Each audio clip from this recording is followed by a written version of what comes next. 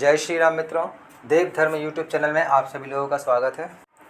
आज हम बात करेंगे, जैसा कि बहुत सारे साधक और साधिका यह पूछ रहे थे कि पशुपतिनाथ व्रत को और ज़्यादा अच्छे से समझाया जाए। तो जैसा कि आप सभी जानते हैं, यह व्रत भगवान शिव का व्रत है। पशुपतिनाथ का जो व्रत है उसमें आप भगवान पशुपतिनाथ के अवतार के व्रत को करते हैं। जब किसी जीवात्मा की स्थिति अत्यधिक दयनीय हो जाती है या वह ऐसी स्थिति में आ जाता है कि उसके संकट दुख अत्यधिक बढ़ जाते हैं, तो ऐसी स्थिति में अगर वह जीवात्मा पशुपतिनाथ का व्रत करता है तो उसके सारे दुख पीड़ा सभी का विनाश हो जाता है। यही नहीं, पशुपतिनाथ का जो व्रत है वह मनोवांछित फल पाने के लिए भी लाभकारी होता है। यदि किसी व्यक्ति की मनोकामना काफ़ी समय से पूरी नहीं हो रही है तो वह पशुपतिनाथ के व्रत 5 सोमवार रखकर पूरी श्रद्धा सच्ची भक्ति से अगर शिव कृपा प्राप्त करता है तो उसकी सारी मनोकामनाएं शीघ्र ही पूरी होने लगती हैं। भगवान शिव की असीम कृपा इस व्रत से प्राप्त होती है। जब जगत जननी माता पार्वती जी को भी शिव को पाने के लिए, जीवन में दुखों का नाश करने के लिए उन्होंने अत्यंत कठोर तप किया, किंतु सच्ची श्रद्धा, निष्ठावान और अपने पर अड़िग होने पर उन्हें शिव की प्राप्ति हुई। जब पूरी दुनिया में आप खुद को अकेला पाएं, जब आपको लगे कि अब पीड़ा सहन नहीं होती, तब व्यक्ति को भगवान शिव की शरण में जरूर जाना चाहिए। आप लोगों ने जो मुझे कमेंट किए हैं कि पशुपतिनाथ व्रत को थोड़ा सा और समझाया जाए, तो जैसा कि मैंने अपनी पिछली वीडियो में 5 सोमवार किस प्रकार से इस व्रत को करना है उसकी विधि बताई थी।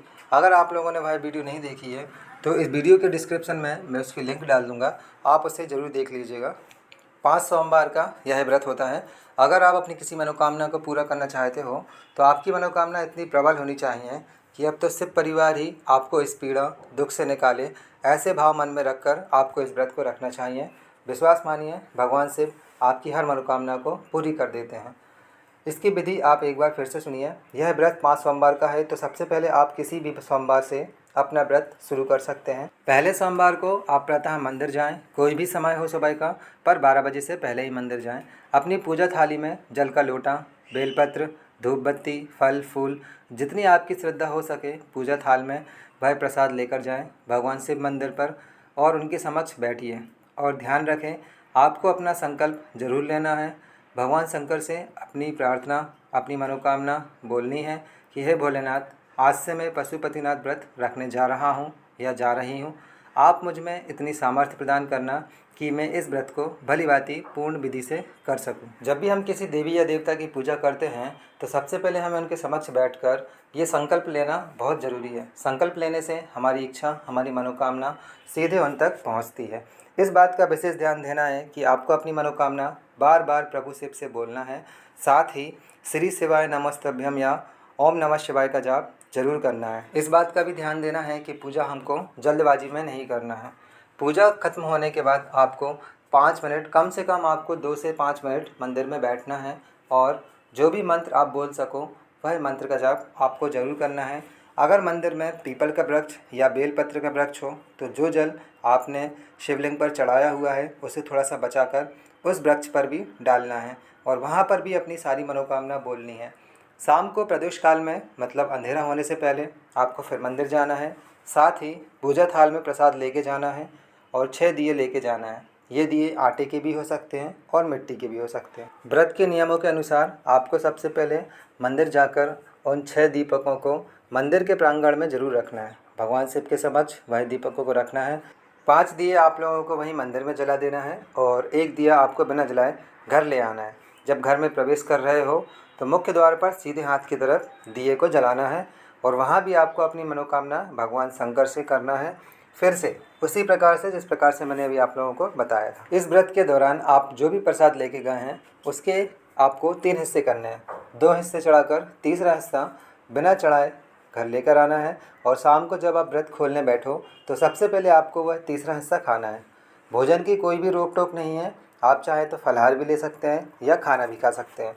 तो इस विधि का आपको लगातार 5 सोमवार ऐसे ही करना है। अगर कोई सोमवार छूट भी जाता है या किसी भी कारणवश आप उसे नहीं कर पाते हो तो कोई बात नहीं, आप उस सोमवार को नहीं जोड़िएगा, लेकिन शिव मंदिर पर जहां आपने पहले दिन पूजा की थी, 5 सोमवार को आपको उसी मंदिर में पूजा करना है। ध्यान देने वाली बात यह है कि आप 5वें सोमवार की पूजा विधि भी आपको उसी प्रकार करनी है जैसे आप करते हैं। बस आपको साथ में एक नारियल लेकर जाना है। नारियल में आपको मोली लपेटना है। साथ ही आपको 11 रुपये, 51 रुपये या जितनी आपकी श्रद्धा हो वहाँ पर आपको ले जाना है और शिवलिंग के सामने रखना है। नारियल ध्यान रखना फोड़ना नहीं है और भगवान शिव के सामने अपनी मनोकामना बोलनी है। शिव पुराण और स्कंद पुराण में यह बताया गया है कि इस व्रत के दौरान आपको प्रभु शिव का जल अभिषेक करना है, 6 दिए लेकर जाना है और 1 दिया घर पर लाकर जलाना है। प्रसाद के 3 हिस्सों में से 1 हिस्सा घर पर लाकर खाना है। यह इसकी महत्वपूर्ण विधि है। लगभग सभी साधक साधिकाओं की मनोकामना 5 सोमवार पूरा होने से पहले ही पूरी हो जाती है। अगर किसी भी साधक साधिका की मनोकामना पूरी नहीं होती है तो आपको निराश नहीं होना है। भगवान शिव पर आपको विश्वास रखना है। प्रभु अपने भक्तों को कभी भी निराश नहीं कर सकते। बहुत से साधक साधिकाएं कहते हैं कि हमारे 5 सोमवार पूरे हो गए, हमने पूर्ण सच्ची श्रद्धा भक्ति से व्रत को पूर्ण कर लिया, फिर भी हमारी मनोकामना पूरी नहीं हुई। देखो, अपनी मनोकामना कभी कभी ऐसी होती है जो भगवान शिव हमें इन व्रत के दौरान नहीं देते हैं। वह एक योग बनाते हैं और उस योग के दौरान आपकी सारी मनोकामनाएं पूरी करते हैं। इसलिए भगवान शिव पर आपको पूरा विश्वास रखना होता है। तो आज की वीडियो में इतना ही, हमें इजाज़त दीजिए। अगर आप लोगों का कोई भी प्रश्न होता है तो आप हमें कमेंट में लिखिएगा, हम आपके कमेंट का ज़रूर रिप्लाई करते हैं। और आप लोगों को जो भी विधि समझ में नहीं आती है उस विधि का कमेंट के दौरान आपको जवाब दे दिया जाता है।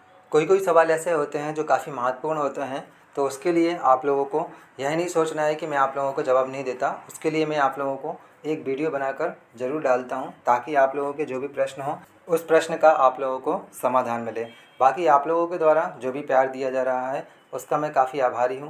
इसी प्रकार से आप लोग इस चैनल को और आगे ज़्यादा से ज़्यादा बढ़ाइएगा और शेयर कीजिएगा। अगर आज की वीडियो आप लोगों को अच्छी लगी तो वीडियो को लाइक कीजिएगा, चैनल को सब्सक्राइब कीजिएगा। मिलते हैं अपने अगले वीडियो में, तब तक के लिए जय श्री राम।